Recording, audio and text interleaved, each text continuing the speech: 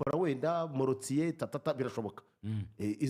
Umuntu ashobora kuba yamwoherereza aho bari wenda umuntu akohereza muri kompora ikaba yapfa kubera ibikomere. Ibyo birashoboka. Nkuko bavuga urupfu rwa Ntawunguka ngo ni inkoni ikompora. Ibyo birashoboka ko byagira ikagwa ku ndakeye.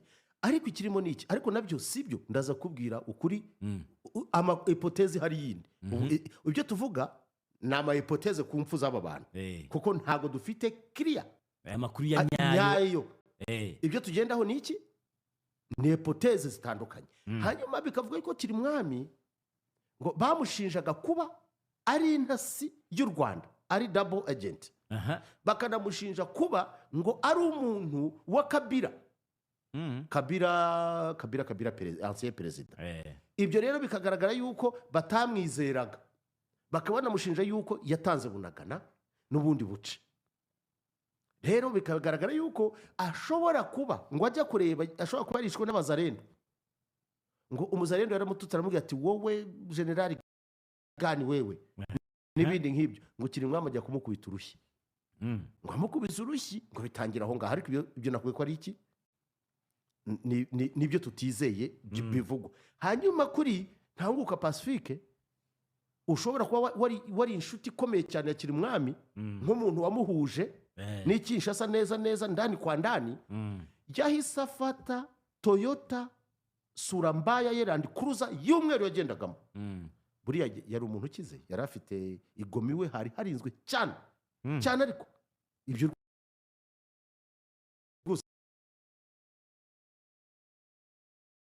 ni ibintu bizwi.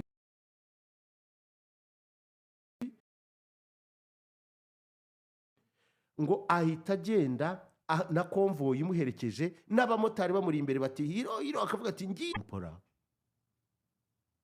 Hafi yaho amaze kugera, amaze gukaba indake, ashaka gukomandinga urugamba, ariho yaguye, agiye muri bya bikorwa byo kujya kubazengeriza, guhagarika no guhorera. Kuko bavuga ko byavuze bati duhorera amaraso y'intwari Kirimwami.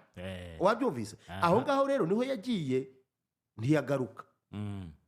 Bikavugwa yuko yahagurutse aherekejwe igoma muri ya modoka y'abantu benshi bari bazi yagendaga muri Surambaya y'umweru nshya n'ama escort yerekeza kuri Champ de Bataille. Aho Kirimwami nawe yagiye kuri Champ de Bataille. Agezeyo akaba urumva ko yari yatangiye gukomandinga. Batangiye ibintu bya sharing, kuko urabizi ko when there is fire sometimes most likely hagomba kuba return of the fire. Akabindaki atangira gahunda yo gukubita no gushaka kurangiza takataka zari zihari hariya, no kugarura neza umujyi wa Sake. Aho rero nibwo sharing ngo zatangiye, ikompora ngo riragenda neza no mu ndake. Urabyumva neza, iryo kompora naryo rishobora kuba ryari gatumwa. Hanyuma rero nuko byarangiye, intwari birapfuye, itabashe kugera ku byagezeho. Bura niba warabonye Nyakeru uriya muhungu yasuye ku rugamba mu bitaro za tatuwaje, yari next, yari bodyguard we. Binavugwa yuko umurambo wa Pacifique watwawe Kinshasa. Yes, nk'abandi bajenerali. Intwari iri Kinshasa nihiri. Ubwo rero sasa uruvangitanye rw'ibyo bintu playa FDLR rero yuko bari babizi, kuko bari stand by ku buryo biteguraga kuza gukora degita rigezweho mu mateka. Bari bien armé, bari bara traininze. Nakubwiye ko bari bamaze hafi umwaka urenga babyitegura, batraininga abasirikare, bari enforcer crap, baragiye bafata abanyarwanda bahungiye hirya no hino, cyane muri Malawi, Zambia. Hari nabo bagiye bashimuta za Rubavu, baragiye inka, hari nabo batwaraga, hari n'abarokiriswe muri za Uganda. Yes, hari abatwawe mu bice abari za Kameruni n'ahandi, baza kwitoza igisirikare, baje kugira ngo muri gahunda yo kudebarasa. Nguko rero uko byarangiye. Hanyuma uyu munsi hazindukiye imirasano amasasa 6 ya mbere. Yavuze ku isaha ya 9:43 arashwe nande ntawamenya, kuko kugeza uno munsi hari ibice byavuyemo mo Rubavu bayivuyemo mo Goma ikibuga cy'indege bishobora kuba M23 yakirayemo noneho imbere ihadiprowinze, ariko uko biri kose usibye ngo casualty nyinshi zasanzwe n'imbunda nini zarasaga zimwe abamwe bazipfiriyeho izindi zashwanyaguritse kubera bararasaga ko zarimo bagasubizwa, abandi bahari volume y'umubare w'abantu bari bazi barimo ntago wanganaga na wenda na casualty basanzemo n'abaguyemo cyangwa se n'abiripotinze. Nese ayo makuru nayasangaye? Aya makuru ndaguhera mu gicuku n'ejo nimugoroba nka saa 2. Sasa rero kugeza uyu munsi mu masaa 12 hari harimo urusasu mu mujyi kuko impamvu nkubashe ngo nasangahe kugera ejo saa 2 z'ijoro hari reportage zasohokaga bavuga ko umujyi wamaze kwisubizwa n'ingabo za Congo FARDC kuri 80%. Izo reportage bazikuraga he?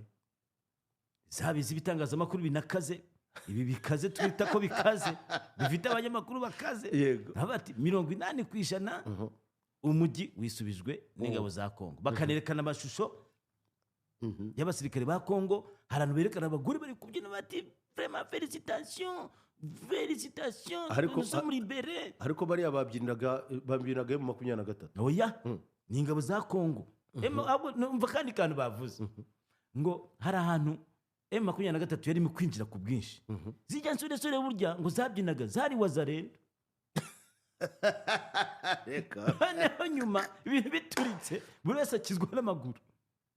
Buriya rero hari ikintu kimwe nshaka kugira ngo nkubwire kugeza uno munsi wa none. Ndaguha amakuru neza kugira ngo saa 12 z'igitondo kugeza uno munsi ahantu hakiri imirwano, kandi nabwo ni ukubera ibyo nakubwiye urban warfare. Ni ukuvuga ngo imirwano ahiri ni pockets of resistance z'abantu bamwe badafite inzira bagomba kurwana, kandi nabumva yuko gufatwa nta kindi kintu kiri aho ngaho kizima nka FDLR bo bakomeza gushyira buretse cyakomeza. Ikigaragara rero kugeza uno munsi wa none nakubwiye yuko bamwe muri abo bantu bari concentre mu kibuga cy'indege nta uzi amarengero yabo, nibo bari mu gusakinga sibyo muri ntuza aho niho urimo kumva izo crossed combat, ariko harimo n'imbunda nini zikiri mu kurasa. Kugeza kanya rero ninjiraga muri studio niko situation yari imeze, ariko ubu ngubu mu kanya turaza kureba uko ibintu bigenda bihinduka, byanze bikunze tugenda tubaha amakuru atandukanye. Hanyuma rero Kinshasa ejo ni Bukavu, mbere yuko tuzagaruka kuri situation actuelle habaye imyigaragambyo. Iyo myigaragambyo yabereye Kinshasa yakozwe n'urubyiruko rwa UDPS, ariko nuza ndashaka kuza kureba ndaza kugukinira amajwi sibyo. Yego.